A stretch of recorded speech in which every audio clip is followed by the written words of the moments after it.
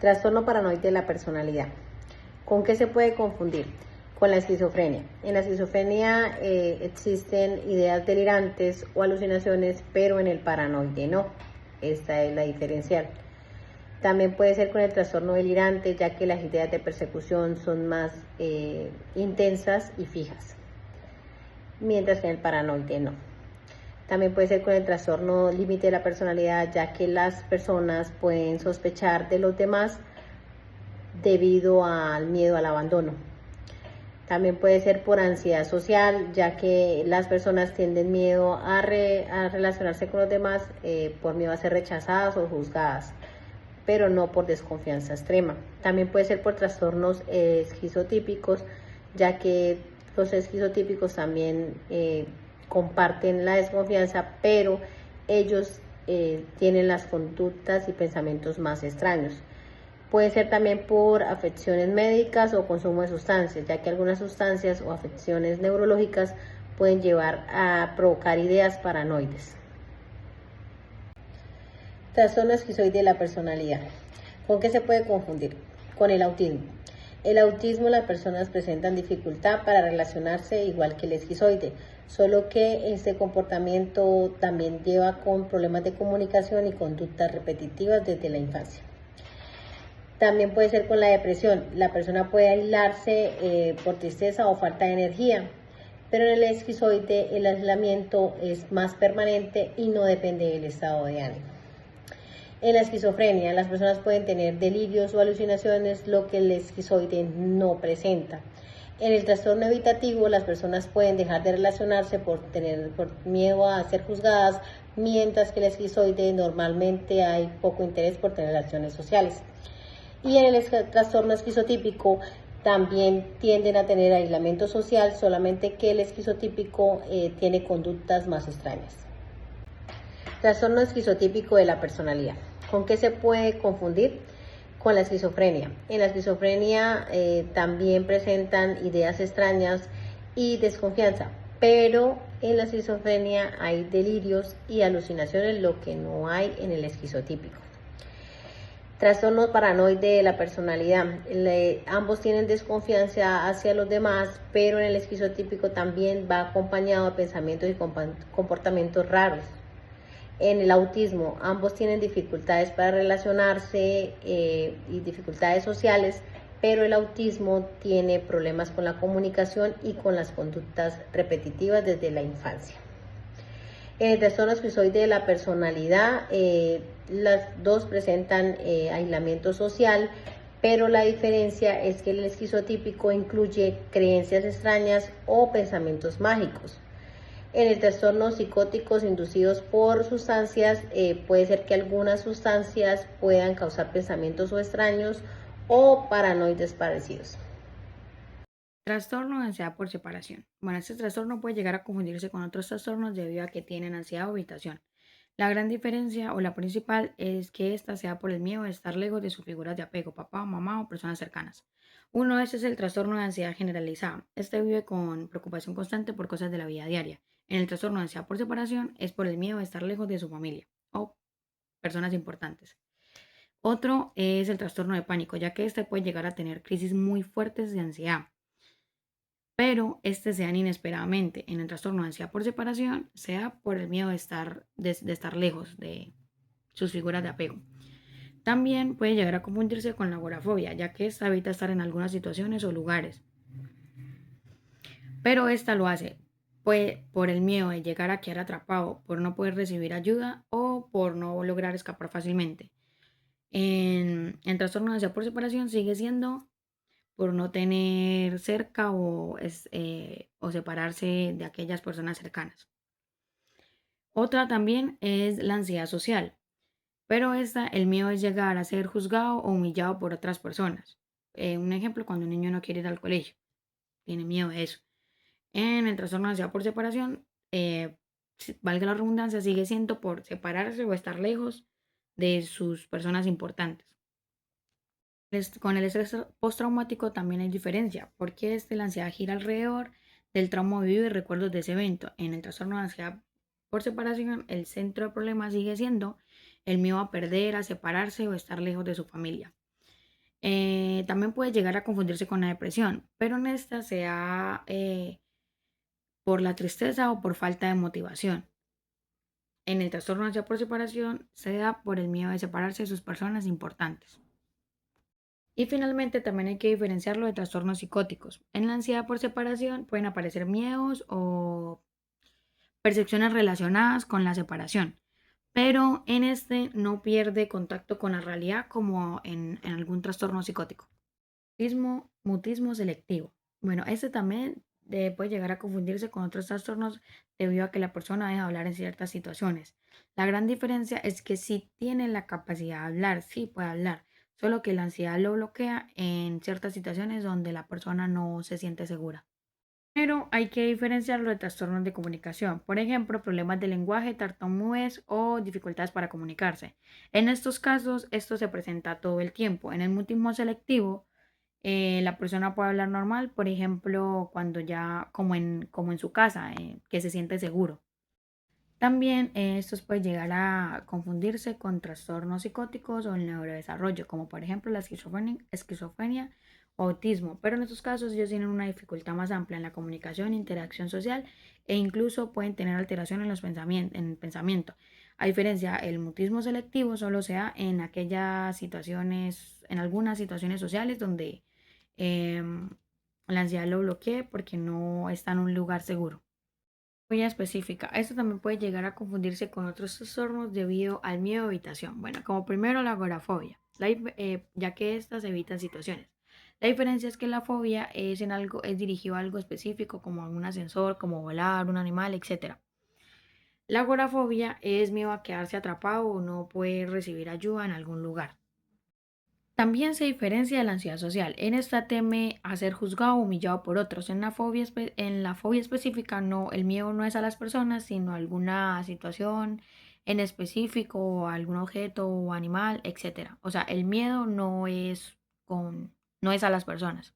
La ansiedad por separación también puede llegar a confundirse en algunos casos, pero en esta el miedo es separarse de alguna de sus figuras de apego. En la fobia específica su miedo es con algo muy puntual como sangre, alturas, animales, etcétera. Diferencia importantes con el trastorno de pánico. En la fobia pueden aparecer ataques de pánico, pero solo cuando se enfrenta a aquello que le teme. Em, en el trastorno de pánico aparecen inesperadamente. Con el estrés postraumático también puede haber confusión, específicamente si el miedo empezó después de un evento traumático, pero en este trastorno la persona revive el trauma, evita recuerdos y tiene síntomas relacionados directamente con ese evento. Y también diferenciarlo de trastornos alimentarios. Si está exclusivamente relacionado con comida, etcétera, esto debería más, no sería como una fobia, sino sería más como anorexia o bulimia si tiene que ver con la comida o con el peso corporal. Bueno, trastorno de ansiedad social o fobia social. Este también tiene varios diferenciales debido a que puede llegar a confundirse por evitación o ansiedad social. Lo primero es diferenciarlo de una timidez normal, porque una persona que es tímida no y se siente incómoda en un lugar puede llegar a no lograr a llegar a relacionarse pues con otra persona.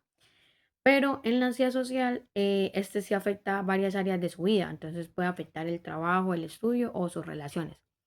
También puede llegar también se tiene que diferenciar de la agorafobia, porque el miedo es no lograr escapar o no tener ayuda, o no poder lograr tener ayuda. En la ansiedad social, su principal miedo es la opinión o evaluación negativa que tengan los demás. Se debe diferenciar de un trastorno de ansiedad generalizada, aunque este también tiene muchos aspectos sociales, gira más en torno en cosas de la vida diaria, en aspectos de la vida. En la ansiedad social se fija más o es más referente al desempeño social o en cómo los demás lo perciben.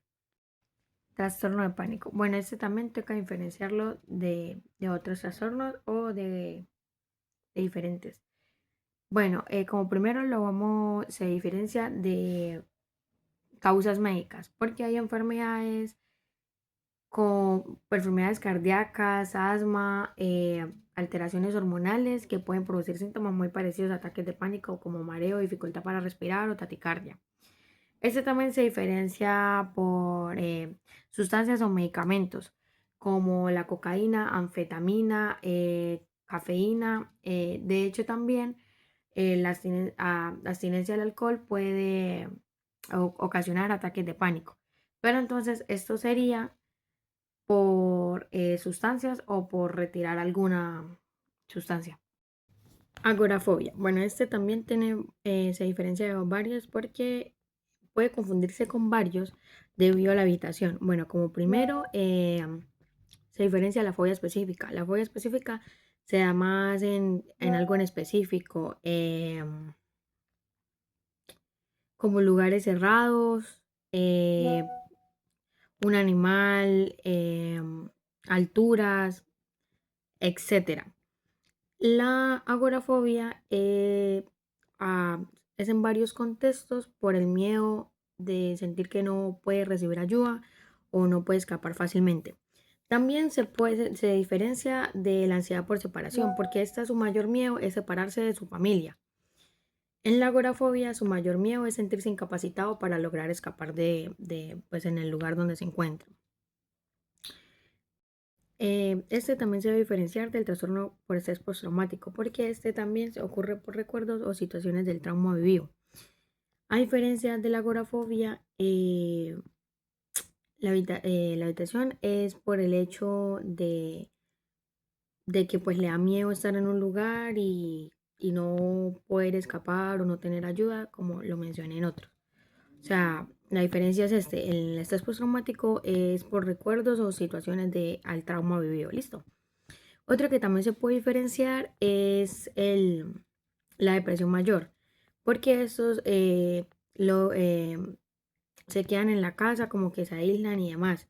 Pero la depresión se debe a apatía, tristeza, etcétera. La agorafobia se debe al miedo intenso a exponerse a un ataque de pánico o, o ansiedad en un lugar abierto y público.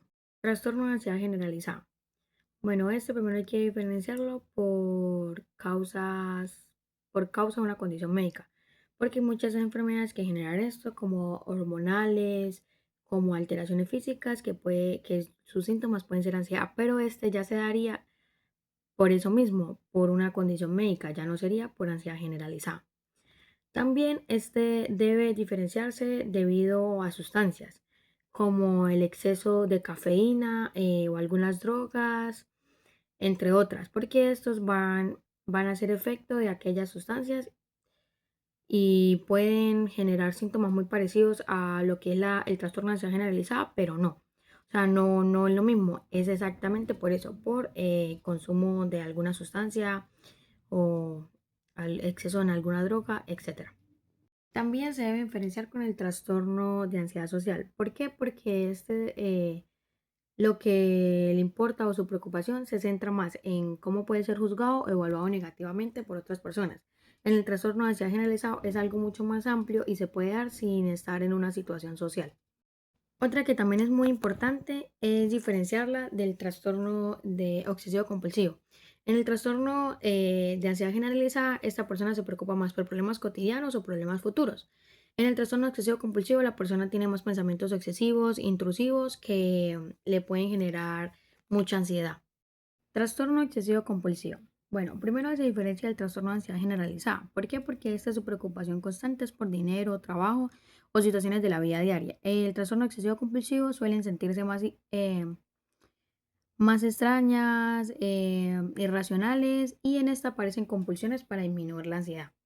También suelen confundirse con fobias específicas. Por ejemplo, una persona que teme con la contaminación. En una fobia específica está centrado en algo concreto, en algo en específico. En el trastorno excesivo compulsivo, la persona suele tener como rituales o conductas repetitivas para lograr disminuir la ansiedad.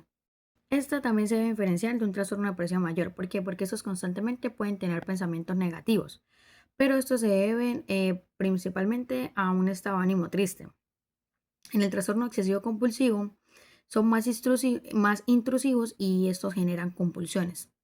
Trastorno dismórfico corporal. Bueno, como primero se diferencia de preocupaciones normales en apariencia, porque uno no le puede gustar alguna parte o sentirse un poco insegura con alguna parte del cuerpo, pero en este trastorno ya es diferente, porque esto tiene conductas repetitivas, mirarse por horas en el espejo, tocarse la piel, compararse constantemente, entre otras. Debe diferenciarse de trastornos de conducta alimenticias, porque estos giran más en torno a la comida o el peso. El trastorno dismórfico corporal gira más alrededor de la nariz o alguna parte del cuerpo con el que la persona no se siente segura. Este también se diferencia del trastorno obsesivo compulsivo, porque los dos tienen eh, pensamientos repetitivos y tienen comportamientos compulsivos. Pero la diferencia es que en el trastorno dismórfico corporal la persona gira más alrededor de su apariencia física. Trastorno de acumulación. ¿Con qué lo podemos confundir? Con el trastorno del neurodesarrollo, como sería el autismo, ya que la acumulación se puede relacionar con conductas propias de este trastorno. También podemos confundirlo con la esquizofrenia o trastornos psicóticos, ya que se pueden acumular cosas por ideas delirantes o episodios psicóticos. El depresivo mayor también puede acumular cosas debido a que no tiene energía o motivación. En el trastorno obsesivo compulsivo, la acumulación se da por obsesiones o miedos. Y en el trastorno neurocognitivos, como el Alzheimer o la demencia, la acumulación se puede ir dando a medida de la pérdida de la memoria o otras actividades cognitivas. Tricotilomanía. ¿Con qué lo podemos confundir? Con los trastornos obsesivos compulsivos, ya que en el trastorno obsesivo compulsivo algunos rituales que hacen para poder calmar la ansiedad es tocarse o arrancarse el cabello. En el trastorno dismórfico corporal también las personas se pueden arrancar el cabello ya que están preocupados por su apariencia física. En trastornos psicóticos, las personas que sufren de delirios o alucinaciones los llevan a que se arranquen el cabello. En trastornos del neurodesarrollo, algunas personas tienden a tener estos síntomas repetitivos como tocarse o arrancarse el cabello. Con los problemas médicos o dermatológicos los podemos relacionar con la alopecia o también con problemas en la piel, pero no sería la tricotilomanía, sino sería por esas afecciones médicas. Y en el consumo de sustancias, puede que algunas sustancias estimulantes lleven a que la persona compartan estos mismos síntomas repetitivos como la tricotilomanía, pero es debido a estas sustancias. Trastorno de escoriación. ¿Con qué lo podemos confundir? Con conductas autolesivas. No lo llamamos escoriación cuando la persona lo hace con el fin de hacerse daño.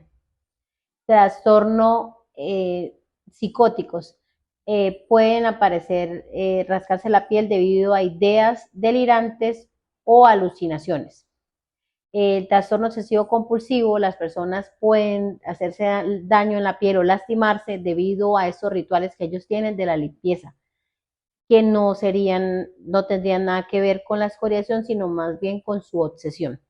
Y el trastorno dismórfico corporal, las personas se pueden rascar la piel debido a que no se sienten satisfechas por su físico, más no por escoriación. Por problemas médicos o dermatológicos, como lo es la lepra o la sarna, ya que las personas se rascan debido a estas enfermedades, pero no por escoriación, o por consumo de sustancias, ya que algunas drogas estimulantes pueden llevar a las personas a rascarse la piel hasta hacerse daño, pero no tiene nada que ver con la escoriación. Trastorno de regulación disruptiva del estado de ánimo. ¿Con qué se puede confundir? Con el trastorno bipolar. Aunque en el trastorno bipolar los cambios de estado de ánimo son episódicos, mientras que en este trastorno es constante la irritabilidad. Trastorno negativista desafiante. En el trastorno negativista desafiante, como en el trastorno de regulación disruptiva del estado de ánimo, se encuentra el enojo y las discusiones, y las explosiones son mucho más fuertes y el cambio del estado de ánimo es más constante. es más fuerte. Y está el TDAH. En el TDAH su principal problema es la hiperactividad y las distracciones, mientras que en este su principal problema es la irritabilidad. Trastorno depresivo mayor.